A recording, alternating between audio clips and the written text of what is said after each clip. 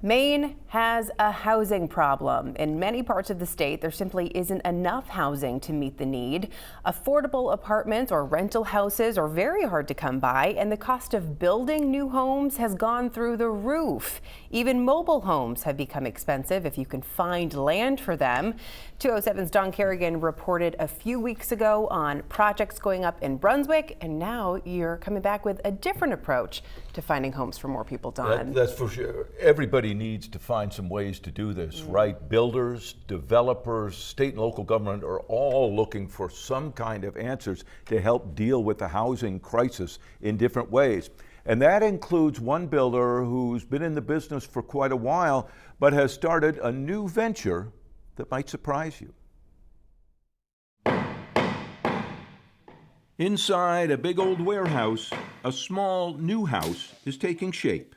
This bigger opening over here, which is 12 feet wide, will be just two giant sliding doors. So two 6 foot wide by 7 foot tall.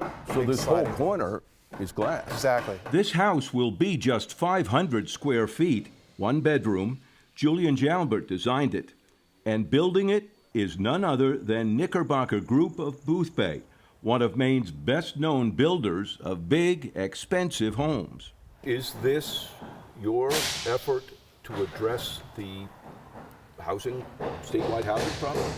It is. Knickerbocker President Danielle Betts admits this project is a very big change. We want to do small houses. She says it began with their 120 employees talking about their vision and values for the company's future and how to help Maine's future. Focus on two of the most important things from a values perspective, which was housing, because we're definitely in the throes of a housing crisis in the communities in which we live, and sustainability. You know, we wanted to do it well, build it with craft, like we build every Knickerbocker Group home, and we wanted to build it to last and be easy to maintain. And this will be the front entry door right here, so you'd step into a small little entryway. And Julian Jalbert said he knew the way.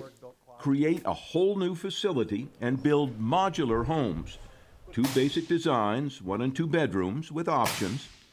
And that's what they're doing in this Wiscasset warehouse. I'm living my dream, honestly, because I studied modular in college. That was my graduate thesis down at Northeastern University in Boston.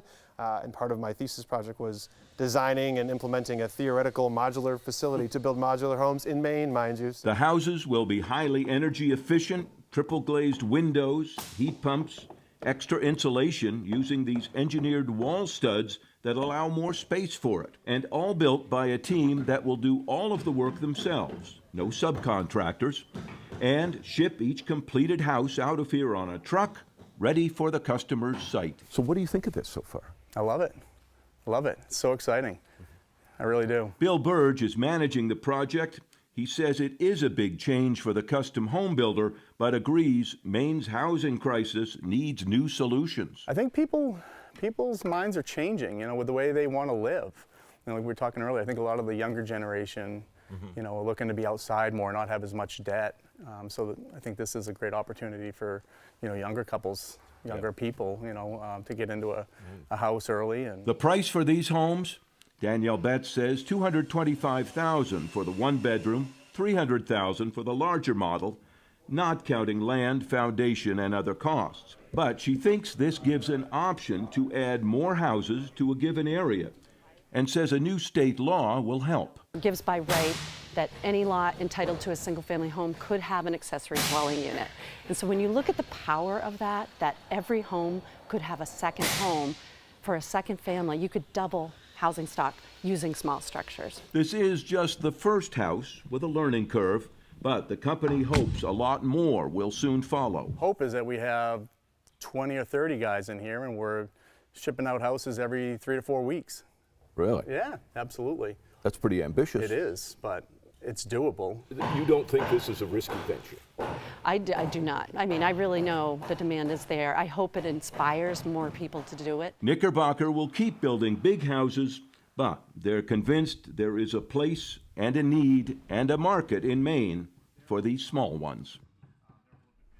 Yeah, the people at Knickerbocker say they already have some signed contracts to build some of these houses, and that they've gotten a lot of interest so far from other people who want to find out more about these. Samantha, this is a fascinating thing for several reasons. One, you've got a custom home builder with a reputation for building these huge houses, primarily on the coast, trying this new venture. Like everybody who builds modular, they say, look, we can do this inside, climate controlled, everything kind of assembly line sort of work. So we'll see how that works. The other thing they talked about, which we also touched on when we did that Brunswick story a couple of weeks ago, is the notion of starter homes. Yes. That was something that Maine used to build a number of years ago, decades ago. Small homes that people could afford at that time and move into. It hasn't happened very much for quite a while, but I think there's a growing interest among people in the business and in the government world that tries to plan this, to see if there's some ways we can get back to that so people can get homes. Absolutely. Well, and it's a big problem, as we know, so it's nice to hear from the people who want to help solve it. Absolutely. Thanks, Don.